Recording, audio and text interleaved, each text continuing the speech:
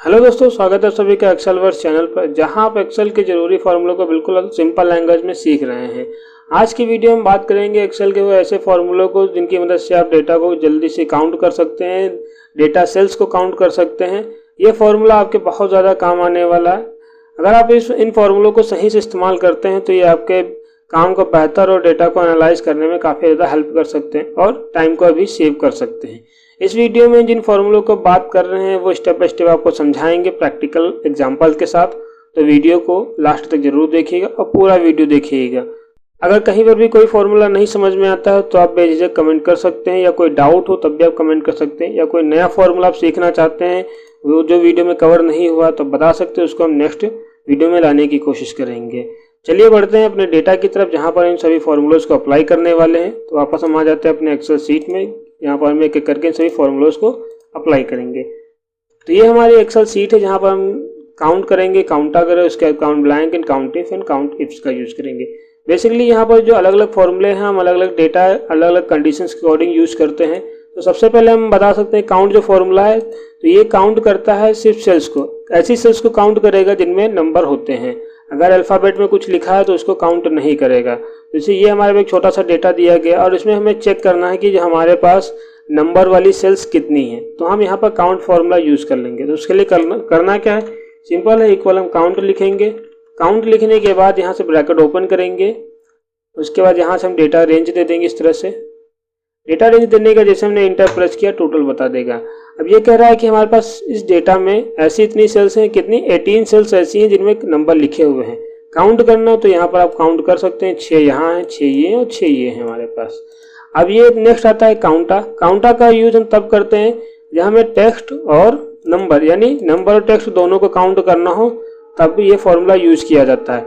काउंटा formula सिर्फ blank sales, अगर खाली सेल्स हैं तो उनको काउंट नहीं करता है बस। तो इसके लिए सिंपल है, हम अप्लाई करेंगे इक्वल काउंटा। काउंटा लिखने के बाद टैब से ब्रैकेट ओपन करेंगे, यहाँ पर हम डेटा रेंज दे देंगे। यहाँ से हमने हेडिंग नहीं ली है, सिर्फ जितना डेटा सिंपल लिखा है वो हमने अप्लाई किया है। ब्रैकेट क्लोज करेंगे, इंटर बटन दे देंगे तो ये काउंट कर बता देगा। अब 36 आया यानी 36। अब हमारे पास 36 सेल्स का डेटा इसने काउंट कर लिया, यानी कह रहा है कि 36 ऐसी सेल्स हैं जिसमें डेटा लिखा गया है। अगर यहाँ पर कोई भी सेल के डेटा को हम डिलीट कर देते हैं इस तरह से, तो ये देखो वहाँ से इसने एक लेस कर दिया। अगर यहाँ से भी हम काउंट डिलीट कर देते हैं तो देखो, यानी ये सिर्फ नंबर्स और सेल्स के ऐसे नहीं, ऐसे सेल्स को काउंट करता है जिसमें डेटा लिखा है। अगर खाली सेल है तो काउंट नहीं करेगा। अब वहीं पर अपने डेटा में खाली सेल को काउंट करना हो तो हम कैसे करेंगे, तो उसके लिए हम यूज करते हैं काउंट ब्लैंक का। इसके लिए हम अप्लाई करेंगे काउंट ब्लैंक के बाद हम फॉर्मूला अप्लाई करेंगे। सॉरी, फॉर्मूला पूरा लिख देते हैं। टैब से ब्रैकेट ओपन करेंगे, फॉर्मूला एक्टिवेट हो जाएगा। इसके बाद हम रेंज दे देंगे इस तरह से। अब ये क्या करेगा, इस डेटा में जितने भी हमारे पास खाली सेल्स हैं उनको काउंट करके बता देगा। जैसे इंटर प्रेस करेंगे तो हमारे डेटा में 5 ऐसी सेल्स हैं जिसमें खाली सेल्स हैं, यानी कोई डेटा नहीं लिखा है। अब इसके बाद आता है काउंट इफ। ये क्या करता है, कंडीशन पे काउंट करता है, यानी इसकी मदद से हम ऐसे सेल्स को काउंट करा सकते हैं कंडीशंस देकर। तो कैसे काउंट कराना है, जैसे मान लो स्टेटस हमें चेक करना है और हमें चेक करना है इसमें कितने एक्टिव हैं कितने इनएक्टिव हैं, तो हम आसानी से काउंट करा सकते हैं। तो इसके लिए हम क्या करेंगे, इक्वल अप्लाई करेंगे। यहाँ पर हम लिखेंगे काउंट इफ। काउंट इफ देने के बाद कह रहा है रेंज। रेंज का मतलब होता है आप किस रेंज में काउंट कराना चाहते हो, तो मेरी ये रेंज रहेगी स्टेटस की। इसके बाद हमने ब्रैकेट लगाया, इसका डबल कोड ओपन करेंगे। क्राइटेरिया पूछ रहा है, यानी कंडीशन क्या है। कंडीशन हम एक्टिव को काउंट कराना चाहते हैं, तो यहाँ पर हमने लिख दिया एक्टिव। एक्टिव लिखने के ब्रैकेट क्लोज करेंगे, डबल कोड क्लोज किया, इसके bracket close, inter button press कर देंगे। तो ये कह रहा है कि जो आपने रेंज दी थी उस रेंज में हमारे पास 4 ऐसे एक्टिव नाम के सेल्स हैं, यहाँ पर दिखा देगा 1 2 3 और एक ये 4। अगर यही बार हम इनएक्टिव कर देते हैं तो इनएक्टिव को वही काउंट करके बता देगा। जैसे हमने इनएक्टिव किया तो हमारे पास 2 ऐसी सेल्स हैं जिनमें इनएक्टिव लिखा हुआ है, एक ये है दूसरा ये है। ये नंबर पर भी काम करता है। जैसे यहाँ पर ये डेटा दिया गया हमारे पास, तो हम यहाँ पर काउंट कराना चाहते हैं कि हमारे पास क्राइटेरिया क्या है, तो हम इसमें क्राइटेरिया दे रहे हैं। जैसे हमारे 50,000 है, 60,000, 62 और 58,000 है। तो हम यहाँ पर चाहते हैं कि अगर 55,000 से कम हो कंडीशन और तो हमें काउंट करके बता दे, और ज़्यादा है तब भी बता दे। तो यहाँ पर हमने लगाया ग्रेटर देन और यहाँ पर हम लिखेंगे 55,000। जैसे हमने इंटर प्रेस किया तो ये बता रहा है कंडीशन हमारी देखो क्या है, रेंज हमारी गलत थी पहले तो हम रेंज को सही करेंगे। रेंज हमारी ये रहेगी सैलरी की, तो ये हमने रेंज दे दिया, इंटर प्रेस कर देंगे। तो इस रेंज में हमारे पास 3 ऐसी सेल्स हैं जिनका डेटा या सैलरी कितनी 55,000 से ज़्यादा है। एक ये है हमारे पास, दूसरा ये तीसरा। अगर वही हम लेस देन का अप्लाई करते हैं तब ये क्या करेगा, तो ये जितना भी 55,000 से कम है उसको काउंट करेगा यहाँ पर इस तरह से। उम्मीद करते हैं आपको ये 4 फॉर्मूले समझ में आ गए होंगे। तो दोस्तों यहाँ पर हम यूज़ करने वाले हैं काउंटिव फार्मूला का। तो काउंटिव फार्मूला देखो बेसिकली जो हमारे मल्टीपल कंडीशंस होती हैं, तो ये हमने एक छोटा सा डेटा बनाया जिसमें मल्टीपल कंडीशंस दी गई। पहला क्या, हम सिटी निकालना चाहते हैं, उसके बाद हम इसका स्टेटस भी निकालना चाहते हैं। स्टेटस क्या दिया गया है, एक्टिव और इनएक्टिव। तो हम चाहते हैं कि जो भी स्टेटस दिया गया उस अकॉर्डिंग यहाँ पर हम उसका स्टेटस देखने को मिल जाए। तो कैसे निकालेंगे, तो हम काउंट इफ्स का यूज़ करेंगे। कहाँ पर, यहाँ अप्लाई करेंगे। तो हमने क्या लगा, इक्वल काउंट इफ्स। याद रखना दोस्तों, अगर काउंट इफ लगा रहे तो सिंगल कंडीशन होती है, अगर काउंट इफ्स का यूज़ कर रहे हैं तो मल्टीपल कंडीशंस होंगी हमारे पास, तभी हम यूज़ कर सकते हैं, नहीं तो नहीं। हमने दे दिया, अब कह रहा क्राइटेरिया रेंज क्या है, तो क्राइटेरिया रेंज हमारे सिटी का, तो ये हमने अप्लाई किया। इसके बाद क्या करेंगे, जैसे अप्लाई किया उसके बाद इसको F4 की मदद से लॉक कर देंगे। लॉक करने का मतलब क्या, तो हम डॉलर को अप्लाई करते हैं यहाँ पर, जैसे F4 प्रेस करेंगे कीबोर्ड में तो हमारा जो सेल का रेंज है वो लॉक हो जाएगा। कॉमा अप्लाई करेंगे। इसके बाद क्राइटेरिया रेंज क्या है, क्राइटेरिया रेंज हमारा ये रहेगा दिल्ली सिटी का। हमने क्लिक किया इस तरह से।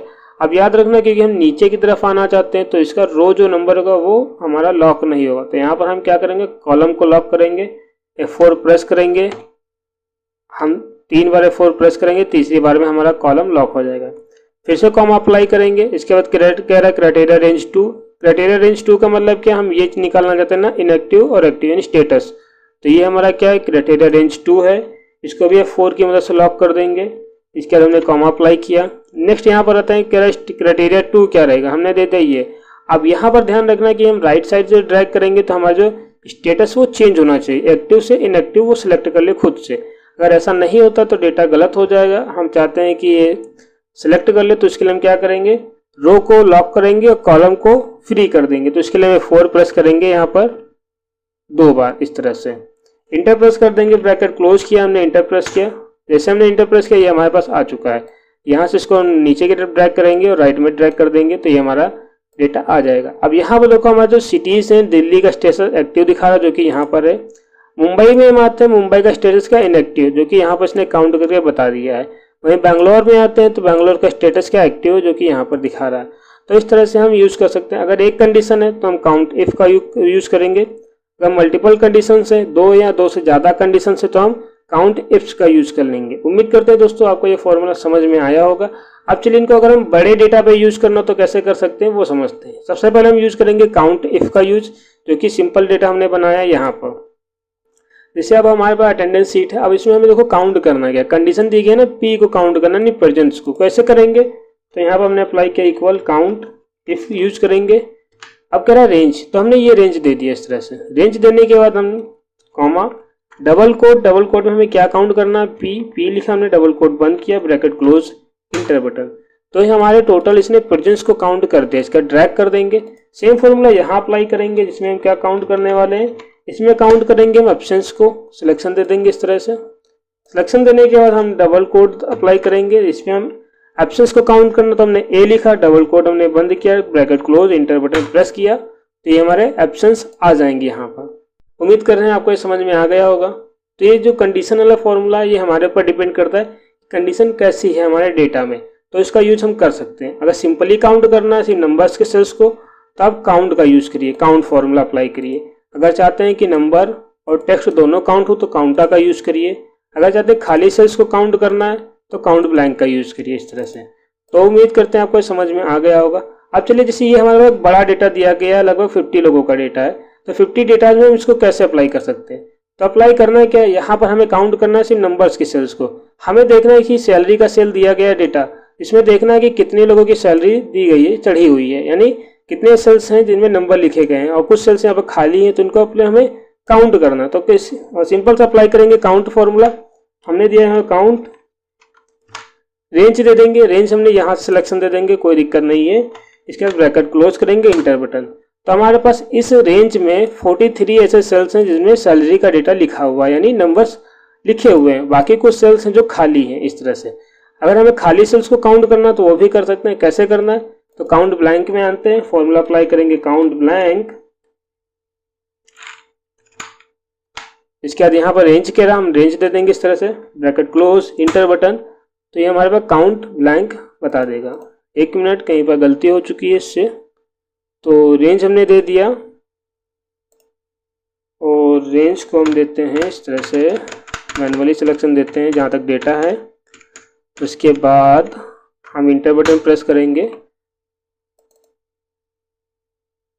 ये डेटा को रीड नहीं कर पा रहा है, बस इसलिए ऐसा है, तो इसको थोड़ा सा हम सही करते हैं मैनुअली, फिर देखते हैं कहाँ पर इसकी गलतियाँ हो रही हैं।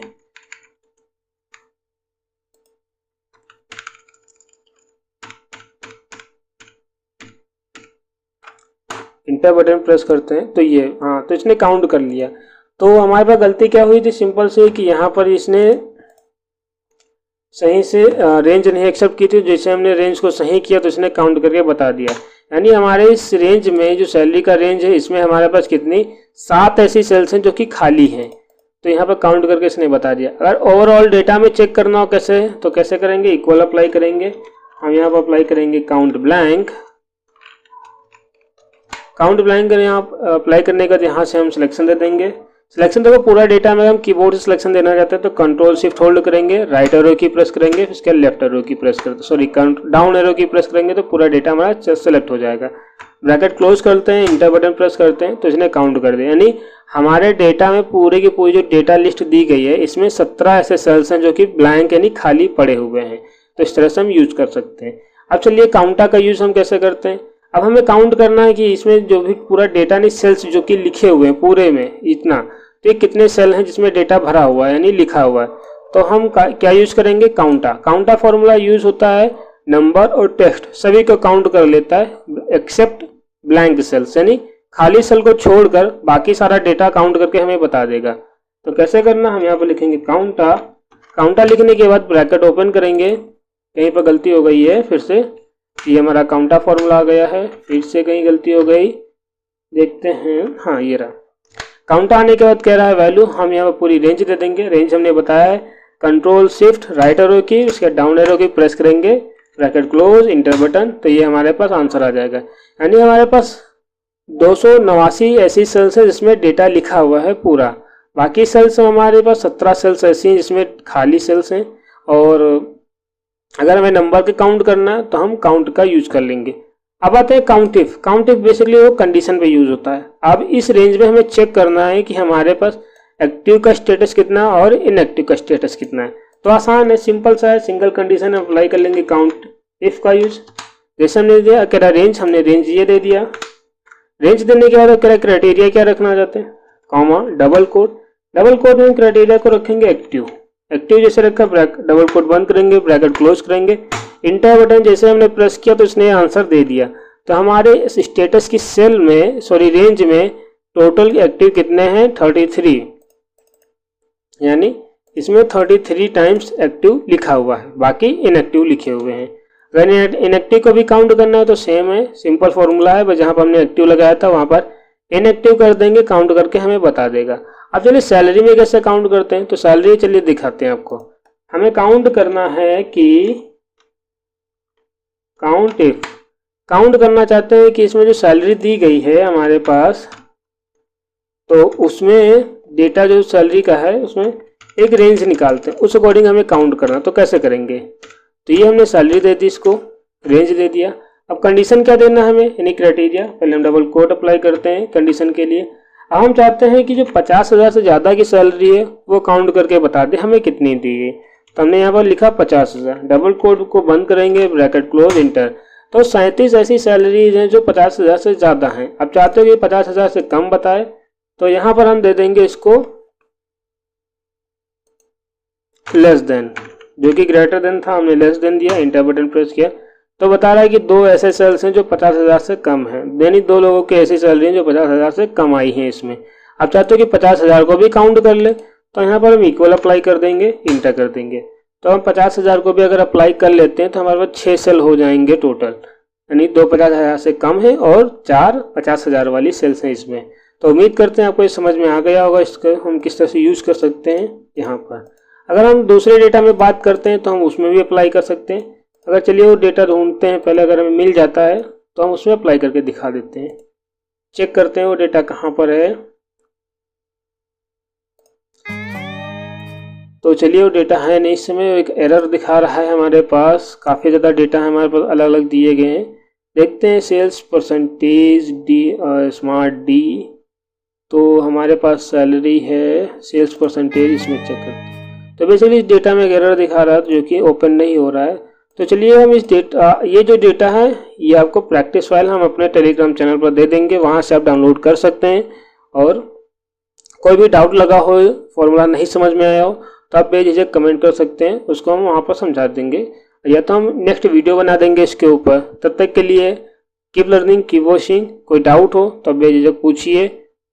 वीडियो थोड़ा सा भी अगर हेल्पफुल लगा हो तो लाइक करिएगा, शेयर करिए और सब्सक्राइब करके बेल आइकन जरूर दबाइएगा, जिससे अगर हम अगली वीडियो अपलोड करते हैं तो आपको नोटिफिकेशन मिल सके।